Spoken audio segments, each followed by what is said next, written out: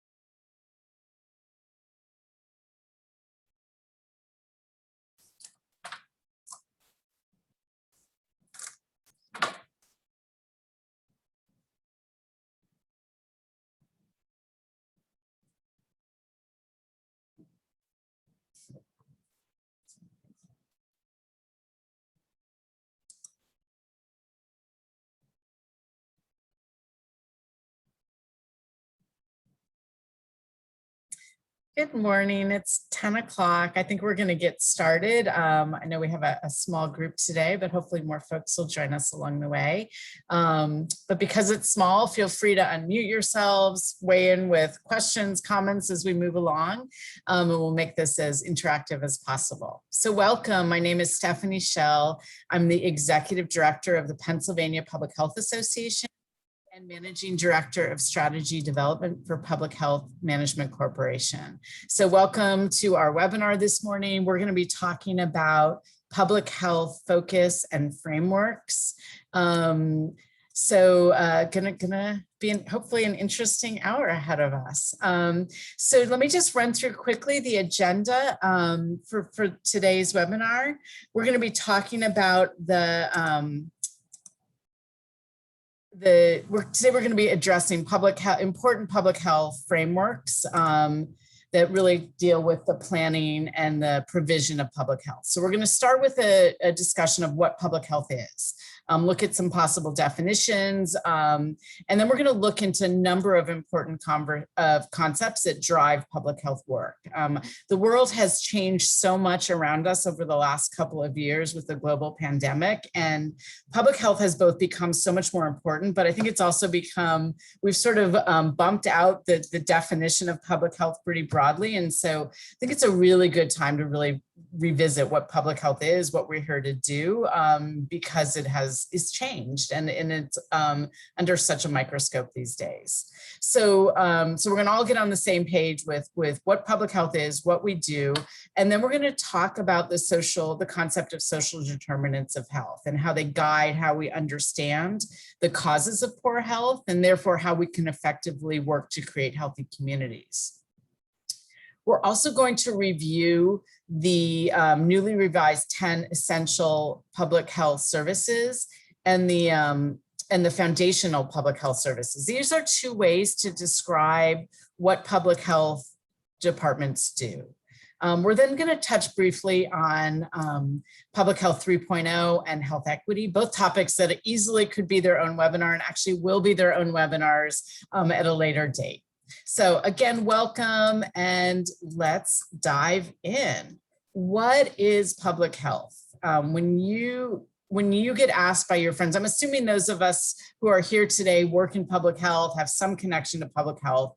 So I'm going to ask you to just think for a second. When your friends, your family ask you, what is public health anyway? What does the public health department do? What does a health department do? What comes to mind? What are the things that you initially think about? Feel free to put some things in the chat if you want. And let's start looking at this together. So here's the things. I don't know what you all, what came to your mind, but here are some of the things that other people say. The focus of public health is not on the individual, but on groups of people, communities of people. So this makes us really different than health systems. The purpose of public health is to promote the health of entire populations rather than, say, an MD or a psychiatrist or psychologist who might be looking at the health of an individual person or family.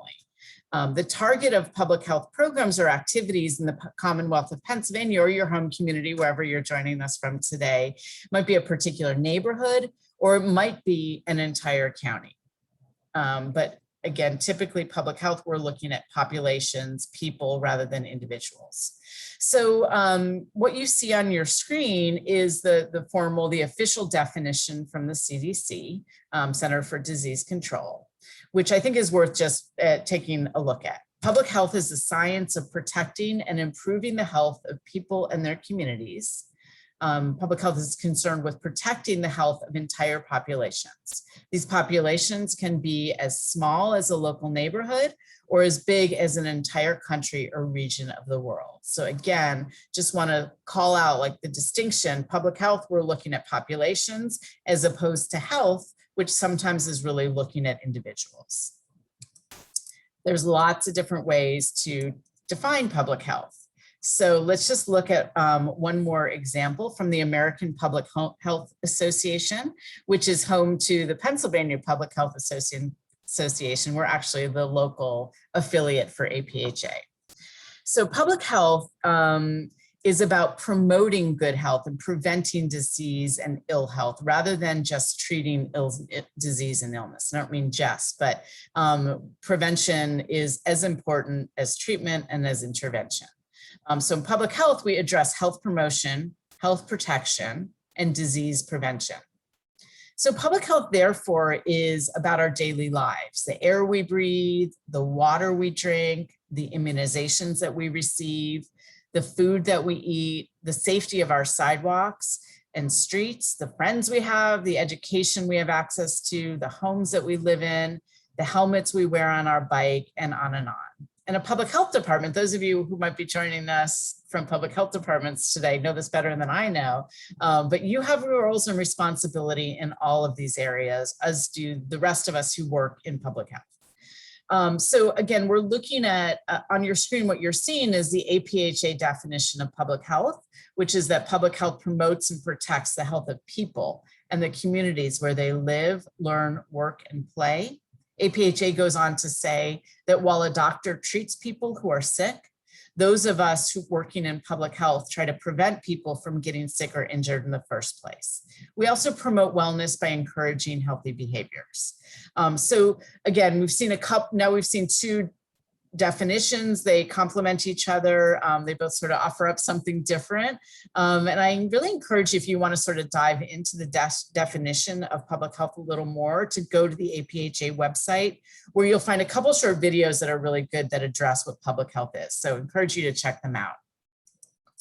So what do public health workers do? And again, those of you on today, I'm sure have your own idea of this. Many of you live this every single day. So the American Public Health Association, APHA, says that people who work in public health assure the conditions in which people can be healthy. So it's not about the people only, it's about the conditions in which we live, in which the populations we're concerned about live. That can mean lots of different things. Here's just a sort of a sampling from APHA, activities that APHA considers key public health activities. So vaccinating, educating, developing programs, tracking diseases, preventing injuries, determining why some people are healthier than others, supporting laws, communicating, and sharing science-based information. So again, public health really broad, and it's become broader over the past couple of years. We do a lot. So let's move on to social determinants of health. So what are the leading causes of death? I know we're talking about health, but I think, in talking about health, it's important to look at what we're trying to prevent, right? So what do most people die of? In Pennsylvania, the top 5 leading causes of death are heart disease, cancer, accidents, stroke, and chronic lower respiratory diseases. So we have to then ask the next logical question, which is, why do some people have heart disease? Why do others develop cancer? And what about accidents? So again, just take a moment to think in your minds about what some of the reasons are, the root causes or contributing factors to these leading causes of death. And that's really what we do in public health. We think about what causes cancer in some people. It could be that they smoke cigarettes, but it could also be that they grew up living in a factory that polluted the air or water, or there could be no known reason. But we are concerned about the context within populations, within which populations live. That is our charge in public health. So, and we know that social determinants of health are foundational to that work. So, social determinants of health. I know this is a word we're hearing a lot about social determinants of health. And so we're going to just take a moment to dive into what they are. So I'm going to ask you just close your eyes for a second, if you're comfortable doing so. In your mind, just draw what you would see in a community that's a healthy place to live, a community that really promotes the health of the people who live there. So what are some of the things that you are drawing in your mental picture? If you're like me, you're picturing places of worship, schools, parks, shops, places to gather like coffee shops, and safety, sidewalks, streets. You might have a million other things that are on your list. But these are some of the things that we typically think about when we think about communities that promote health. And these are the things that really are foundational to the social determinants. So various estimates of what determines a person's health have been advanced. For example, it's been estimated that a person's behavior accounts for 40% of their health. Another 15% is determined by social circumstances and 5% by environmental exposures. The contribution of medical care to our health and to healthy outcomes is only 10%, which is surprising when you think of all the money and effort and time that we go into building really strong health systems, which of course are so incredibly important. But again, they're only one small sliver of the public health pie. And then we get to genetic predisposition, which typically is looked at as being about 30% of what drives our health. So just so you know, those estimates were developed in 2002 by Michael McGinnis and his colleagues. So you can always look into them a little more if you're interested. So what we know from the science is that the majority of a person's health is determined by their environment, social circumstances, and individual behavior. These factors are broadly known as the social determinants of health and are ones that we really have some control over. So social determinants of health, if we look at the actual definition, are the conditions in which we are born, grow up, learn, work, play, and grow old. They include the schools that we go to, the jobs that we have, and the neighborhoods where we live. Social determinants are the characteristics of the community environments in which we live, including the friends we have, the social norms that are encouraged, and the connectedness of community members. They also include the characteristics of physical environments, such as the crime we're exposed to, the quality of the air that we breathe, and the housing that we live in. So again, I know I'm sharing a lot with you. I do encourage you, if you have something, put in the chat, because I'm happy to answer questions or hear what you all are thinking as we're talking about all this. So that's the definition. Let's move move on to talking about examples of social determinants. So examples of social determinants include resources, norms, and beliefs, safe environments, social supports, economics, and housing. It's really important that those of us who work in public health professionals, thoroughly understand the social conditions of the populations that we serve. Social determinants are broad and are beyond the ability of the public health system to impact by itself. Therefore, it's crucial that public health work with others. Partnerships and working together is the only way that we're going to create healthy communities that promote the health of all its members. And we're going to dive into that a little more when we look at sort of the history of public health and the future, where we're going. Partnership and social connectedness is really becoming more and more important every day. So in looking, sort of looking at these social determinants, I think we really, I don't know, at least I'm hit by how much these have been impacted in the past couple of years with the isolation related to COVID and sort of the deepening socioeconomic conditions that people are living in. And at the same time, the increase of crime, gun violence, and social disorder that is really, impacting all of us. So it's not just social though. When we talk about social determinants of health, we're also talking about physical determinants. So social determinants can also be the physical environment.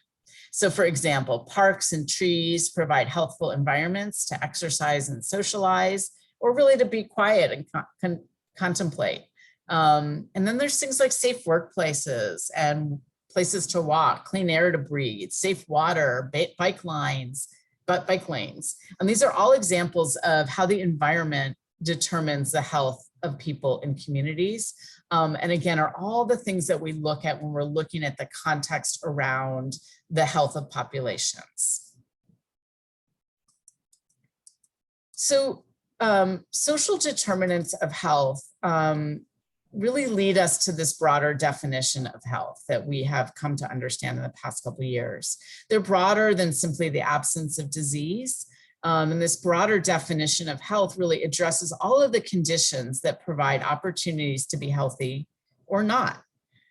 So this broader definition of health requires that we address issues that typically have, I think we've probably thought of as outside of our lane, outside of our sector, things like housing and transportation and segregation and racism. So we know that social determinants are really what's responsible for health inequities of populations. And so again, it's incumbent on us to really have this at the heart of how we define health. We know that social determinants are multifaceted and each one has an impact on the others. Many can be addressed at the local community level, but then there's an awful lot that need to be addressed on the state or national levels. And again, we go back to this idea of everybody working together, which we're going to continue to talk about as we move through this webinar. Cooperation, collaboration, partnership is critical if we're going to have an impact on social determinants of health. Interventions that target multiple determinants of health at once are the ones that are most likely to be effective. So again, it really calls us to partner. So now let's talk about two frameworks that organize public health work into groups or categories of activities.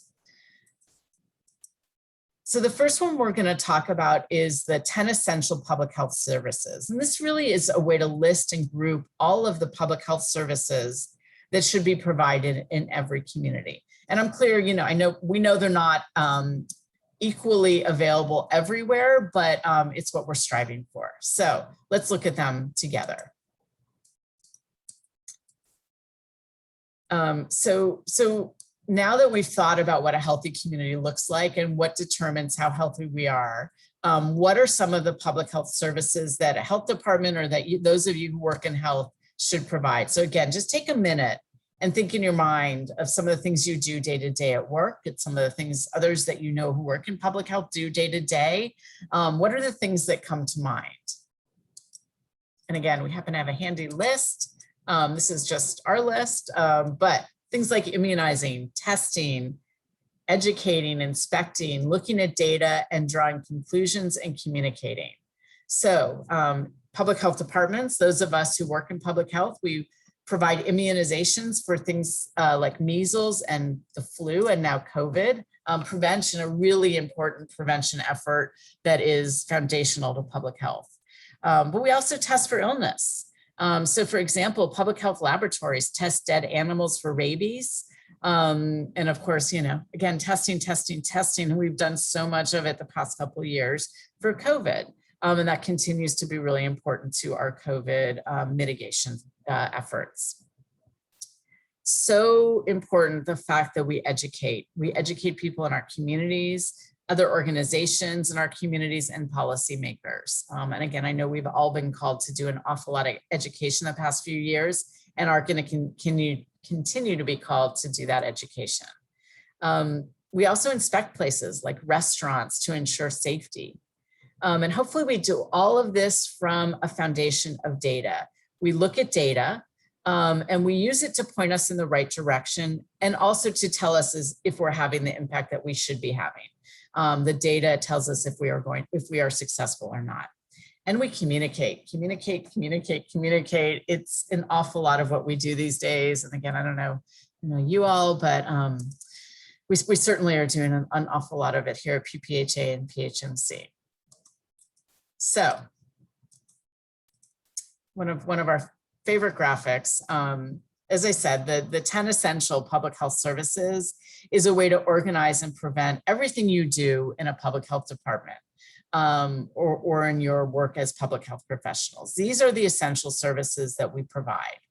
So let's just take a moment to understand this framework. The original 10 essential public health services framework was developed in 1994 by a federal working group. This was then revised in September of 2020 with a new release of a new version. The framework provides a consensus on what the public should reasonably expect from governmental public health departments. The essential public health services are a construct for health departments to use to work toward achieving the mission of public health.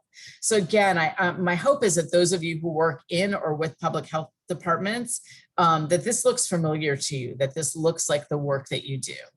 Because it's really important. This provides a framework for health departments to define and describe, to assess and improve their services. And it's allowed the health departments and the public to understand the scope of what we ought to be doing, to identify the gaps in what we do, and then to work to fill them. So overall, there are 3 core functions of public health, and you'll see that sort of on the outside of this circle. There's assessment, policy development, and assurance. Public health assesses health.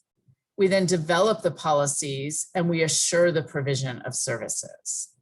So let's look at those just one by one, just take a moment.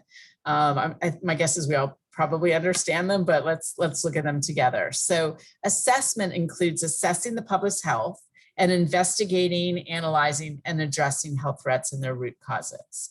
So we're constantly like sort of scanning the landscape for what's out there, where there are spikes in disease and in risk factors, and then putting things in place to mitigate those.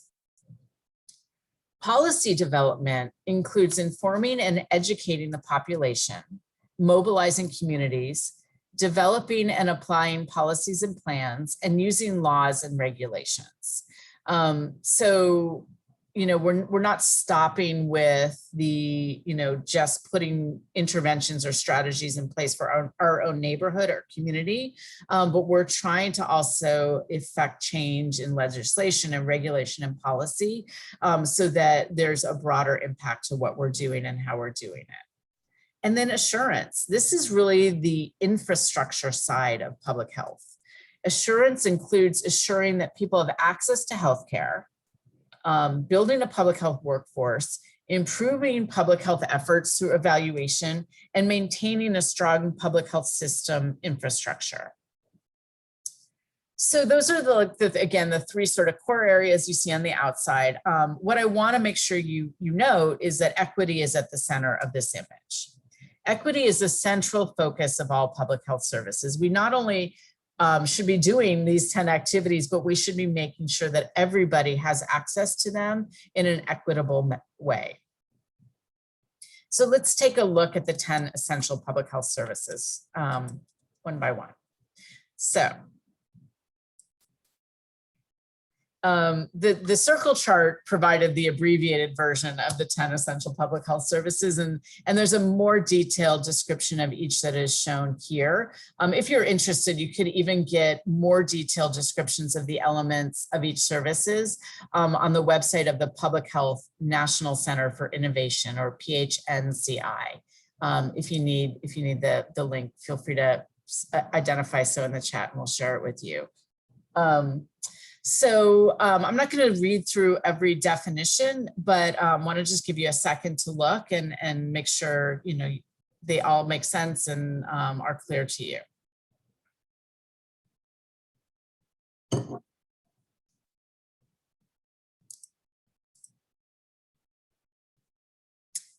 Okay, so what are these 10 essential public health services for?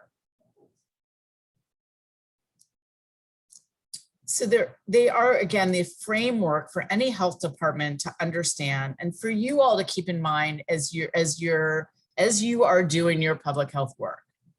So first, this framework describes the activities required for a health department to provide an optimal level of service. We know we're not always at optimal. We know that, but it gives us the framework to work towards optimal public health service delivery.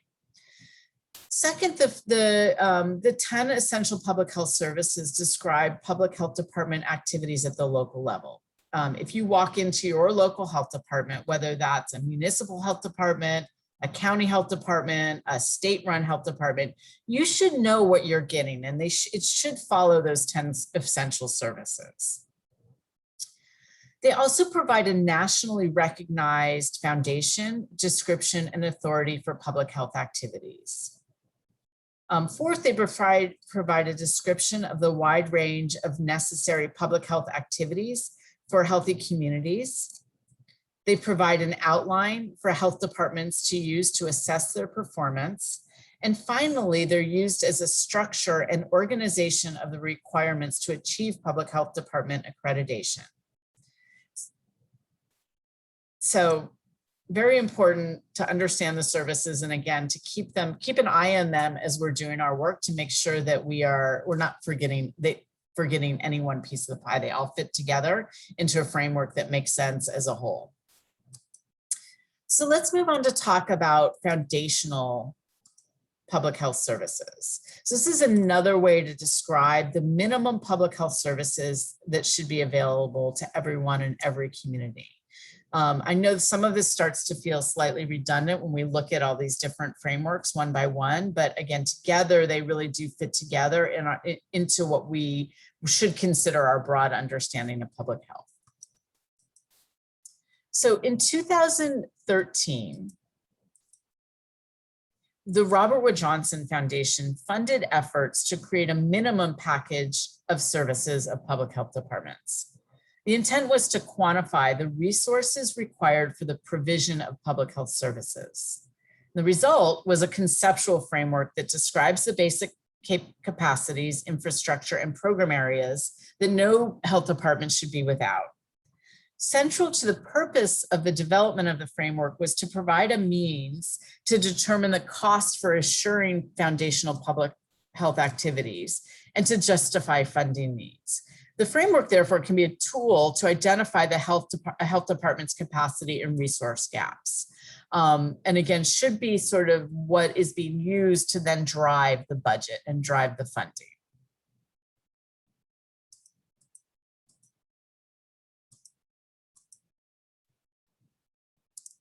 So this graphic that you're now seeing on your screen really illustrates the suite of skills, programs, and activities of health departments. And again, are those for which cost should and could be estimated. So again, this, it's helpful to think about in relation just to our day-to-day work, but it also is really important to understand that it is the framework that's used to drive funding. So of course, health departments also provide additional services to address community public health needs. And as such, really do require additional capacity. And every individual health department develops its own capacities and programs to be specific to the public health requirements of the communities and the populations that it serves. But so again, just a reminder, the foundational public health services identify the minimum set of services that a community should expect from their health department. So we shouldn't be stopping here. This should be just what we, like the minimum of what we should expect at every department. So let's walk through the graphic quickly using the definitions that accompany the graphic. So the box across the top is the public health infrastructure. It lists the foundational capabilities. Those are the cross-cutting skills and capacities that are needed to support basic public health activities. And they're key to ensuring the community's health. So that is the infrastructure, are those activities for which health department staff must have the skills and abilities to perform. Doesn't mean every person has to have every one of those skills, but across the department, all of those skills and abilities and activities should be represented. So they're required across programs, and they enable a department to provide the variety of programs and services needed and again, specific to the communities that they serve. So it looks a little different in every department. The smaller boxes under the infrastructure box are the programs or foundational areas. They're the basic public health topic specific programs that are aimed at improving the health of the community. So example of these include, but are certainly again, not limited to, chronic disease prevention, community disease control, environmental public health, and maternal, child, and family health. So that is, again, these 5 program areas that are really critical for any community. And again, additional program areas are determined by the communities that specific health departments serve through community engagement and assessment. So again, we want you all to understand what like sort of the basic framework is, the minimum, but also to always remember that every community, every population is different, has different needs, has different resources. So all of this is going to vary community to community.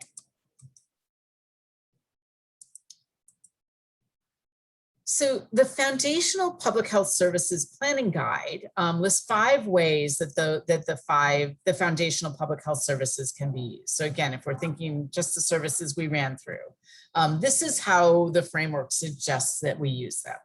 So first, the framework can be used to help to communicate to others what the minimum package of public health services is that is needed everywhere, and the services that should be provided by every health department.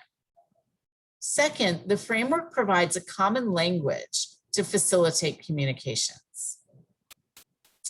The framework can then also be used as a tool to help identify the current resources and strengths of an individual health department, as well as the funding needed to fill identified gaps. And again, the funding obviously like really, really important and is driven by this framework. Fourth, it's a tool that can be used in strategic planning to help identify the capabilities or programs that are not being fully implemented and that need additional focus and resources. And finally, this is the framework that then links to National Public Health Department accreditation. So again, I'm assuming some of you work in or with health departments. You might be accredited, you might not. It's a very intensive process that's based on a very specific core set of standards that really flow from this framework. So let's talk about some important concepts that help us define and provide public health services. And we're going to start with Public Health 3.0. We do not have time in this one webinar to really dive into Public Health 3.0. So I would like to invite you all back to a future webinar where we're going to be really looking specifically at Public Health 3.0 in more detail, but we do want to look briefly at its content today. So I'm sure you all are sitting there thinking, what was Public Health 1.0? What was Public Health 2.0? Let's look at that together right now. We'll give you a little snippet and then hopefully you'll be tempted to come back to the next webinar. So Public Health 3.0, 1.0, 2.0, 3.0 is a way to look at the evolution of the field of public health. Public Health 1.0, our starting point, refers to the period from the late 19th century through much of the 20th century, when public health focused on sanitation, improved food, and water safety, really like sort of core basic things. During this time, we really expanded our understanding of diseases. We developed vaccines and antibiotics and increased epidemiology and laboratory science. I think, great starting point, Public Health 1.0, but it was back when we didn't have a lot of tools or knowledge, and when there was really uneven access to care in public health. I mean, there's still uneven access even today, but probably much more like sort of obvious and significant back in the late 19th century. So as we developed all this new knowledge and tools, we then got to Public Health 2.0, which began in the second half of the 20th century and was heavily shaped by a particular report that came out in the 1988 Institute of Medicine, entitled The Future of Public Health. In that seminal report, the Institute stated that the nation has lost sight of its public health goals and has allowed the system of public health activities to fall into disarray. The report found that public health was not prepared to address chronic diseases, which were now the leading cause of death, as well as new threats. And again, I think if you think about the second part of the 20th century, I hope what comes to mind is the fact that it was when HIV and AIDS was starting to spread across our country and globally. And so, this new focus on chronic disease obviously makes so much sense when you think about the history and the context. We then go to Public Health 3.0, which is where we are today. This is today's model. It's a model for how public health can be effective in addressing today's public health challenges. It promotes a new concept of public health that goes beyond traditional public health department functions and programs. And it's the sort of the first iteration of this in which cross-sectoral collaboration and collective actions become really essential. Public Health 3.0, this concept is one of strong local public health infrastructure in all communities with stakeholders across multiple sectors to address the social determinants of health. Public Health 3.0 is when we finally adopt the concept of shared accountability, not just within our sector, but within all the sectors that we work with. Again, if you think, transportation, law enforcement, every public sector should have a role in our health. So again, we're going to talk in greater detail at a future webinar about the history of public health and particularly about Public Health 3.0. But it's interesting. I certainly look at all this and think about what Public Health 4.0 is going to look like. And I think collaboration partnership is going to be even more foundational when we get to Public Health 4.0. We've learned a lot the past couple of years and hopefully are using it to inform future development of our sector. So, okay, we're going to touch again on something really briefly, health equity. We're going to dive into this in another future webinar, but it's impossible to talk about public health and what it is without talking about health equity. So did want to touch on it briefly today and make sure we all have the same understanding of it. So you might have your own ways of defining health equity. The definition you see on your screen is the one we're using today, and it really means that everyone has a fair and just opportunity to be as healthy as possible. The obstacles to health equity are closely linked to the social determinants of health, which we've talked about today. And it's not focused on individuals. Again, it's public health. We're not looking at an individual equity. Health equity requires that we remove systemic, purposeful, unfair, and avoidable systems or structures that are in place that disadvantage groups of people. So again, we're not putting the responsibility for equity on a person. We're looking at it as a collective responsibility that we all have to work towards health equity. So it's incumbent on us as the public health community to act on the causes of health inequities rather than just the consequences of them. So, and again, I could read what's on the screen, but it really requires removing obstacles to health, poverty, discrimination, powerlessness, oops, sorry, I'm moving too quick, and lacks of access to good jobs with fair pay, quality education and housing, safe environments, healthcare, the list goes on and on. We have our work cut out for us when it comes to health equity. So how are we going to achieve health equity? I don't know that we have a secret, the secret sauce to the how, but we're going to know that we've achieved it when no one is prevented from being in good health because of socially, economic, or other structurally determined circumstances. It really truly is going to be when everyone has a fair and just opportunity to reach optimal health, that we'll know we've achieved equity. We have a long way to go. So again, achieving health equity requires that we address structural powerlessness, biases, and injustices. This includes addressing the distribution of wealth, provision of opportunities and privileges within a society that are provided to some groups and not others. Social justice is a term that we use to acknowledge that these inequalities have been institutionalized, they're structural, and they're historical. So social justice means people from all identity groups have the same rights, opportunities, benefits, and access to resources. These are 4 interrelated principles of social justice. So it's equity, access, participation, and rights. This is big stuff. We have a lot of work to do when it comes to equity. And again, I think back to Public Health 3.0. And when I think about the direction of Public Health 4.0, this is going to be what we have to tackle in that next iteration of who we are and what we do. So I've just put a lot out there at you all. Let's move on to questions, comments. Feel free to put any comments, questions you have in the chat, or unmute yourself, and we can have a conversation.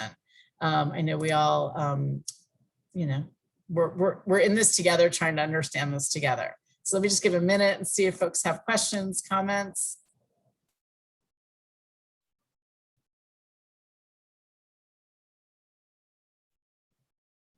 Okay, well, I really appreciate your all being with us here today. Please keep an eye on our weekly e-blast. Join the Pennsylvania Public Health Association if you're not already a member, and come back to future webinars. We're going to be doing webinars, as I stated, on Public Health 3.0 and on health equity in future months. So again, thank you all so much for being here today, and we'll see you at future webinars. Thank you so much. Excellent job. Thank you. It's great to see you all.